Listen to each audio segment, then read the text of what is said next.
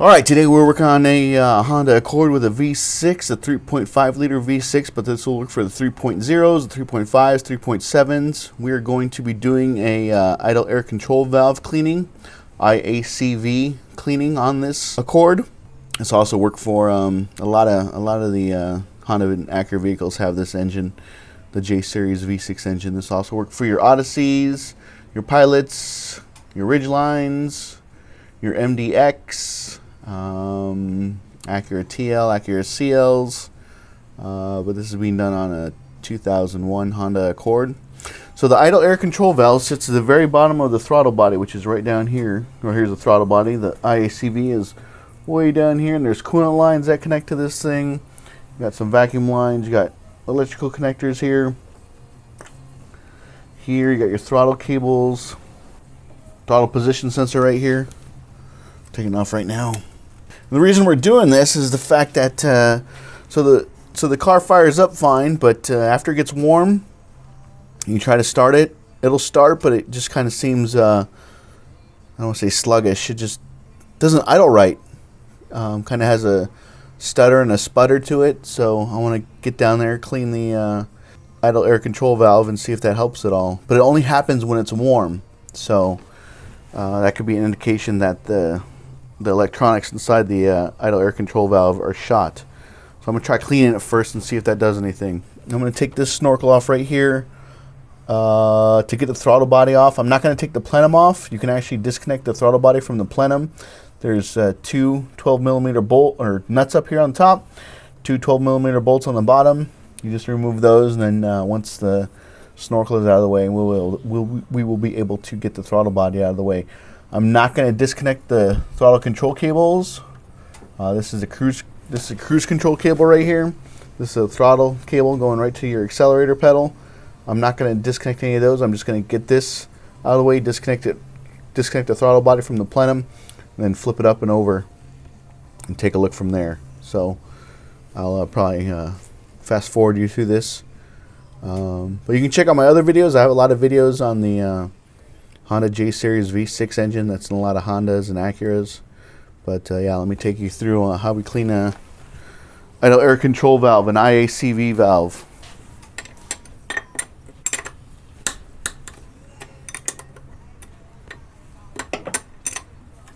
So this nut right here, the screw that holds on the snorkel, that goes to the air filter, is a 5.5.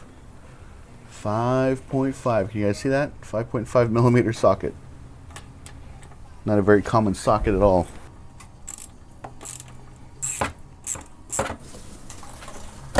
Got those lines there. Got this one there. Got a hose on the back side as well.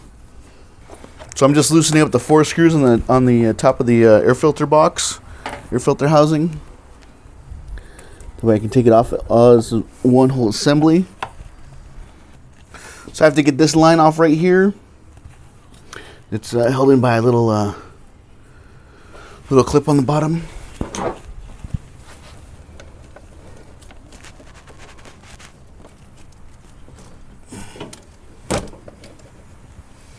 Okay, got that out of the way. It's probably been a while since this thing has been off, so get a pick here. Trying to work this off.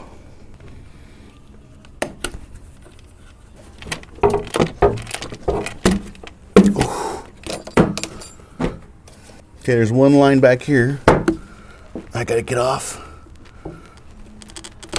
Okay. So there it is. There's a snorkel taken off in one piece. It's a good time to check your air filter. So right here there's a 12mm bolt. And then right down here, hopefully you guys can see it, there's another one corresponding on the other side as well. Right where my finger's at right there. Hopefully you guys can see that. So there's two 12mm bolts that need to come out, and then the throttle body will be free and clear. Alrighty, so just remember where all these connectors go, hoses go. Not too hard. The hose is probably not going to go anywhere too far since they've been on there for years and years and years. So we're going to go down here, release these 2 bolts for the throttle body. That'll give us access to the bottom of the throttle body where the idle air control valve sits.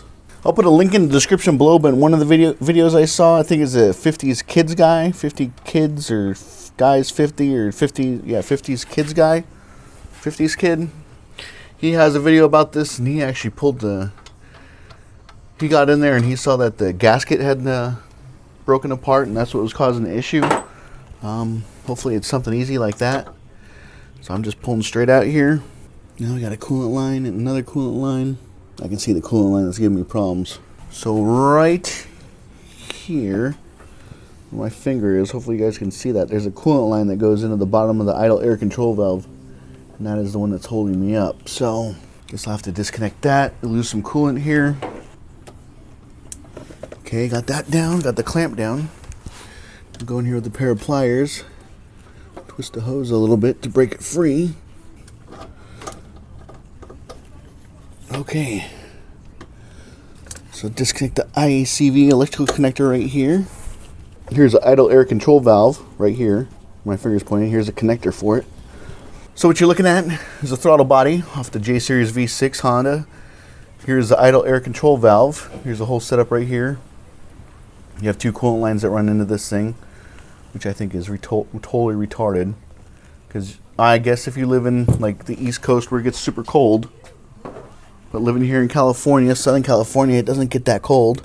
Now would be a good time to clean the throttle body, get some brake cleaner, toothbrush and a rag, spray in there, clean all that carbon off. So, let me see if I can get this idle air control valve off. Sometimes these bolts are sometimes those screws are really hard to get off. No, there's one. Come on, baby. Oh, come on. Come on, pretty baby, come out. Okay, so that's what I'm talking about. Sometimes they're super hard to get off. So my good buddies at O'Reilly Auto Parts gave me this little sample of free all deep penetrating oil. Freeze nuts and bolts, guaranteed. So I'm going to try it on this little screw right here. See if we can get anything going.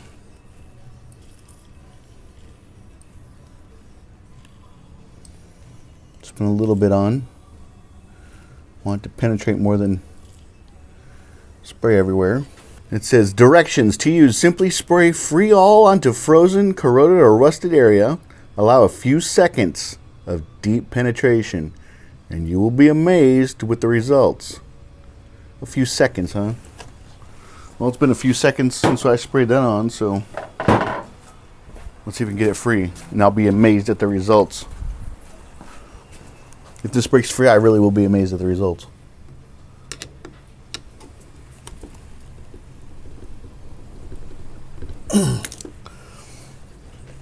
So far, I'm not amazed.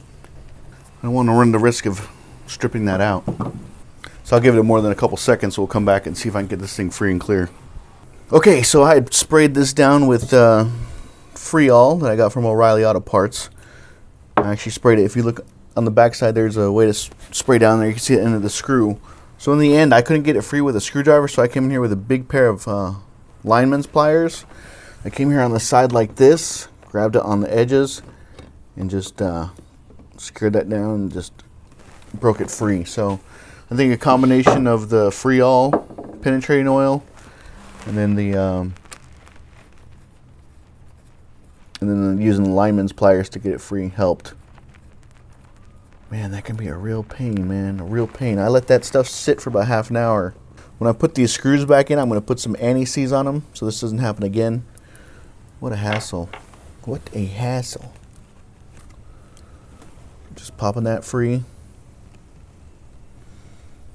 See, it doesn't look all that dirty in there to me. The O-ring is a little flat. There's some stuff there. Some residue there, so I'll clean that off real quick. I was able to get these screws out. If anybody knows what kind of screws these are, what kind of bit it takes to get these out, please leave a comment below.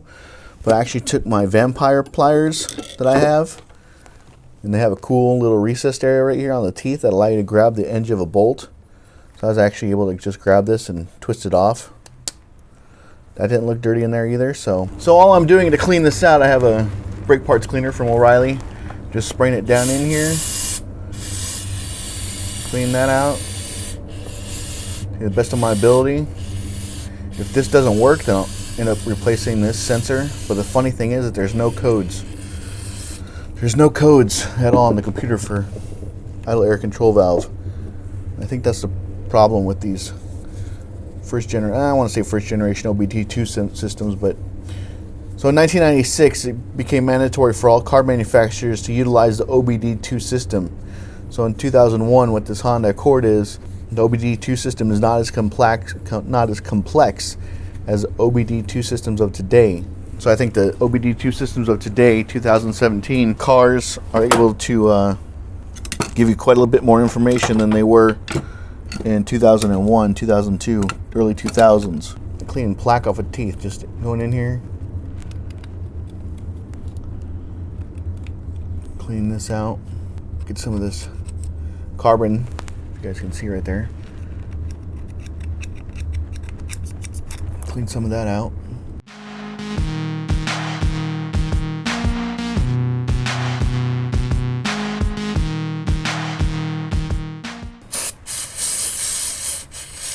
So I scraped the carbon off, clean that out.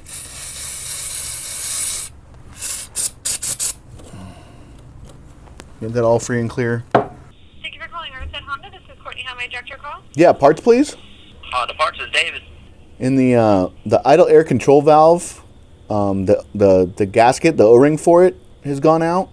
I was wondering if you guys might have that in stock. For the idle air control? Yeah, it sits right at the bottom of the throttle body. Just that little 3-hole, right? Yep. Gasket that we're looking for, right? Yep. See, I don't have that one in stock. It runs $5.99 plus tax, brother. And all right, Dave, I appreciate it, man. yeah, no worries, man. Okay. All right. Bye. Have a good day.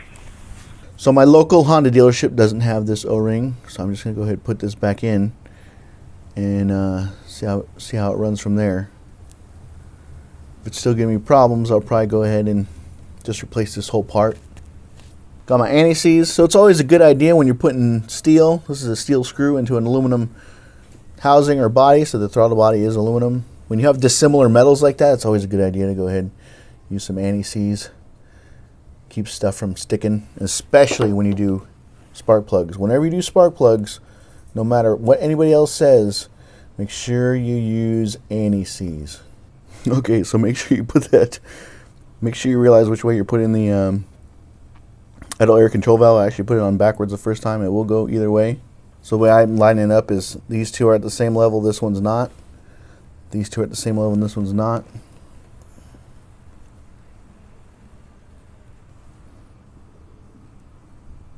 So installation is reverse of removal.